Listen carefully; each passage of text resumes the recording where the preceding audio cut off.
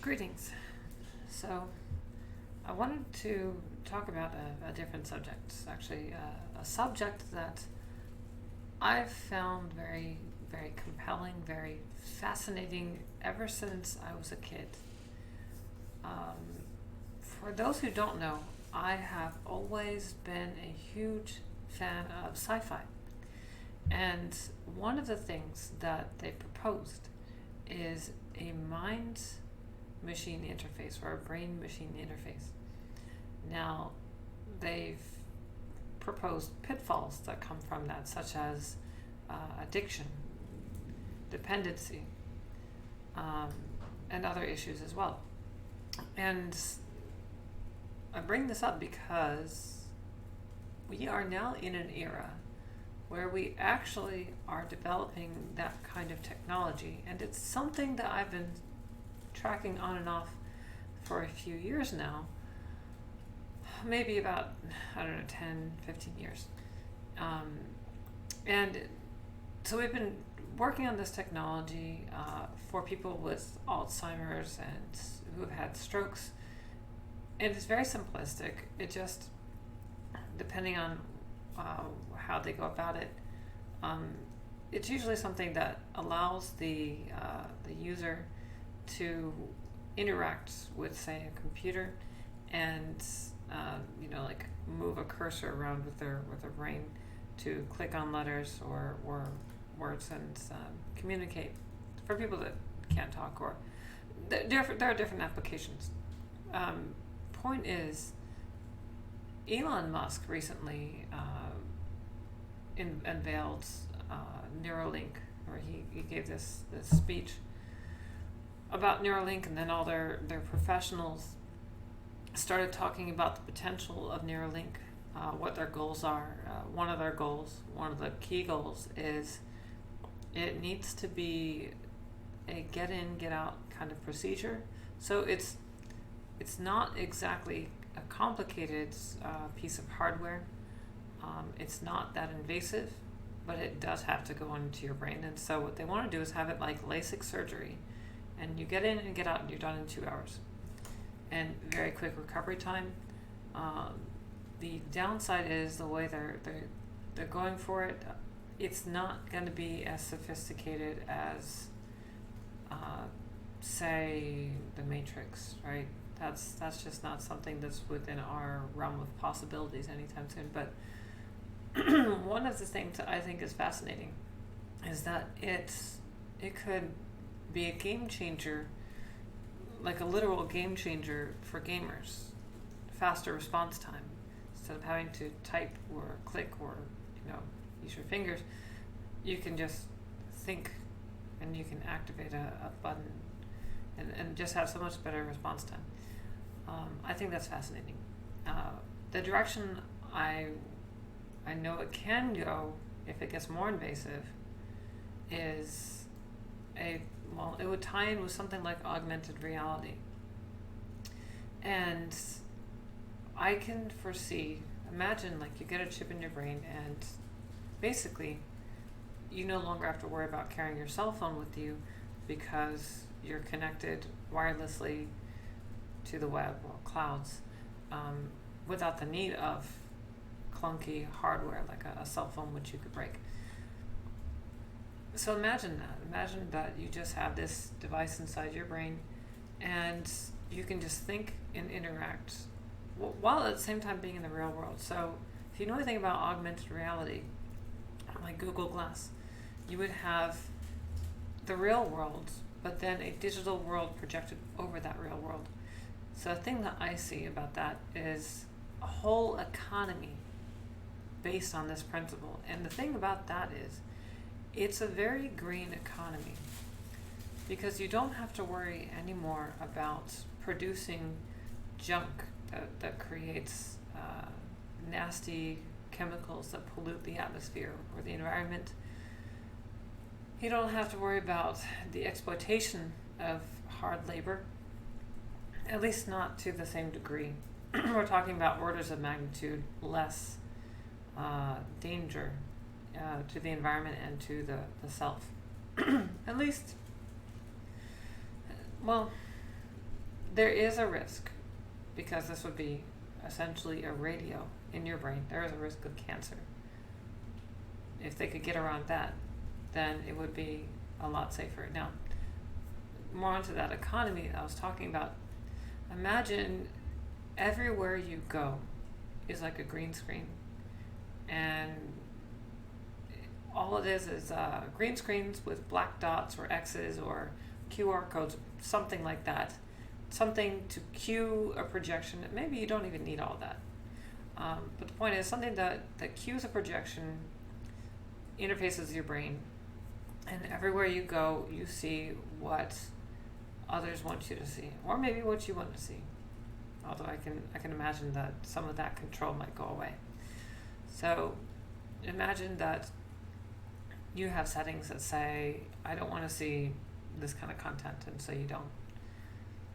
But everywhere else you do see like block off, blur images of, imagine like kind of like Twitter, you can mute channels. Blur images of people wearing the Confederate flag. And so when you walk outside and you're in the deep south and you don't have to worry about actually seeing anybody who offends you. That could actually be a really scary dystopia.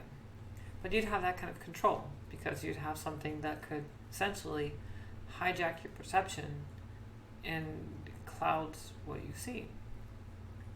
This could absolutely be turned around on you, though, where I think it has this tendency where at first we have the control, at first we opt in, and then eventually we don't.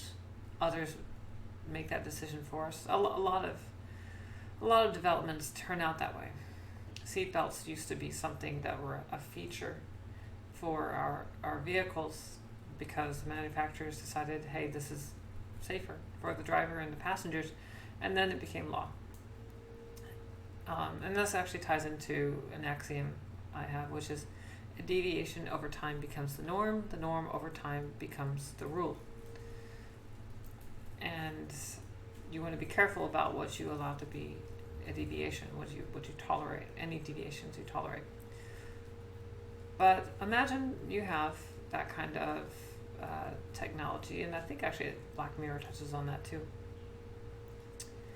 But you don't have to worry about all the crap that comes from China, all the garbage that produces, because as consumers, of course, we know that it's a guilty pleasure. We love to always have something new. We want to have the newest, latest fashion, but we don't like to keep it. And sometimes we even regret it. So what do you do with it? Well, we tend to chuck it. I mean, it'd be nice if we donate it, but even still, there's a lot of clothes that just don't get donated. But imagine this, and I was thinking about this at work today.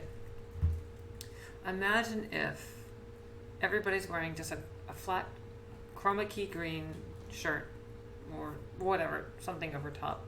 Maybe they don't have to wear much of a shirt. Maybe they just have tape or something. I don't know. Point is, you wear just something generic, and on the clock, you can send out a signal to others.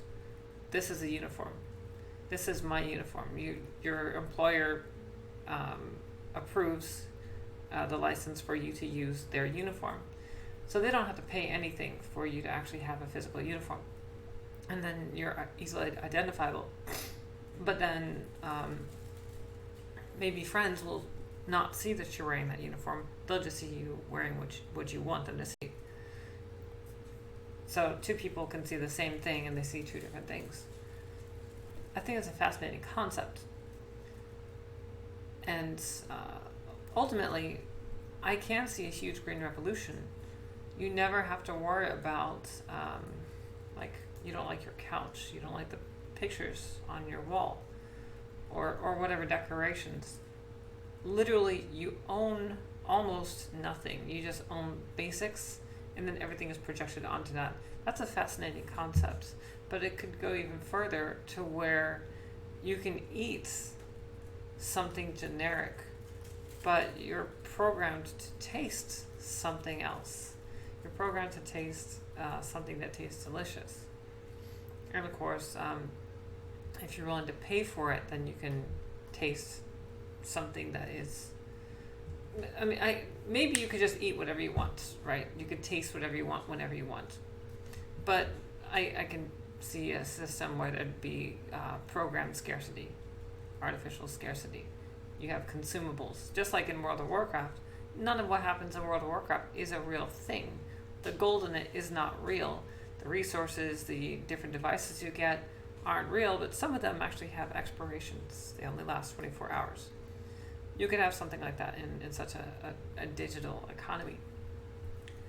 Why would you want that kind of scarcity? Because that way you keep people buying and keep people working and generating. It gives them a cause to keep moving onwards instead of just let them have whatever they want. Because if everybody gets whatever they want whenever they want, it's very, very easy to get bored very quickly. So you would have to program some kind of artificial scarcity. Like I said, absolutely can turn around and be a dystopia. Imagine, of course, that you have a whole society, all aspects of society, well, almost all aspects, probably not military, but who knows. And then suddenly power goes out, signal cuts out, there's some kind of jamming, and then you're cut from this overlay and the illusion falls away and you feel hollow and naked. And where before this device in your head made you feel content with your environment, you never had to put on the AC because you always felt warm enough. Maybe you could even potentially self-regulate your own body temperature with this shunting device. But now you can't. Now you don't have any signal. Maybe, I don't know, for whatever reason that caused it. And then you really feel how cold and naked you are in your environment. I'd like to see someone do a sci-fi short film about something like that, although getting someone to go along with that, I don't know. But anyway, let me know what y'all think about this concept. Maybe someone's made a video about how exactly what I've described might play out in a real world and not just like a far out sci-fi fantasy, but something more grounded in real life based on what we actually have. Let me know what y'all think. I just thought I'd like to share with you guys about this, just because it's a passion of mine. I actually am looking forward to Neuralink and the development of that. I've even reached out to them and asked them if I could join their team as a guinea pig, because that's actually a huge fantasy I've had is wanting to be part of something like that, but I've also just wanted to be a guinea pig, a part of some kind of scientific experiment ever since I was a kid. I was a weird kid. I'm a weird person, as I'm sure you all know. Anyway, let me know what y'all think, and y'all have a good night. Bye-bye.